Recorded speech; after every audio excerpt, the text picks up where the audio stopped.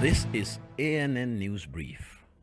Zimbabwe's High Court has upheld the police ban on a planned opposition protest in the capital, Harare. Reporters in the capital say a large number of police officers have been deployed in the city center. Police warned that the protests are likely to be violent and advised people to stay away.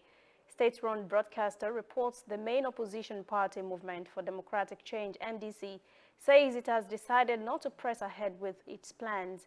The party had called for the mass demonstrations on Friday to highlight people suffering amid worsening economic conditions. Human rights groups say 6 anti-government activists have been seized and tortured this week in Zimbabwe ahead of the planned protest. President Emmerson Mnangagwa has called on the opposition to dialogue with the government. Libyan officials say the only functioning airport in the capital, Tripoli, has been hit by missiles on Thursday, killing 1 worker. They said in a statement, Mitiga Airport has halted traffic. Flights are being diverted to Misrata, a city 200 kilometers east of Tripoli. Mitiga Airport has been repeatedly hit since Eastern forces launched an offensive to take the nation's capital.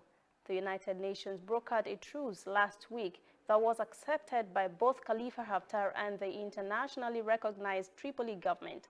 But fighting has continued as the chaos afflicting Libya since the overthrow of Muammar Gaddafi in 2011 continues. We'll be back after this message. We are on the road every day, canvassing throughout Africa for news you really need. We follow this story everywhere, from every corner of Nigeria to the wide African expanse.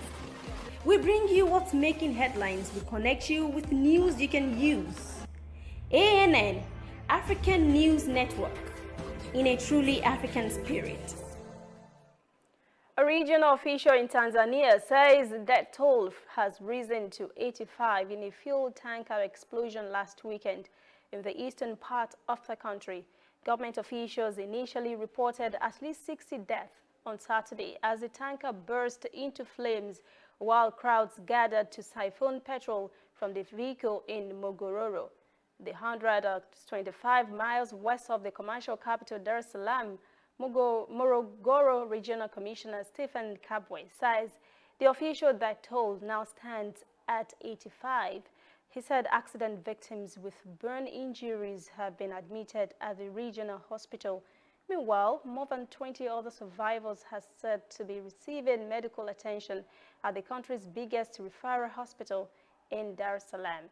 Officials said some relatives had to use DNA tests to identify bodies burned beyond recognition. That's CNN News Brief. For details on these and other breaking stories, visit our website, nnafrica.news. Conversation continues on our social media platforms, Twitter, Instagram, and Facebook at CNN Africa TV. I'm Lucy Adeyemi.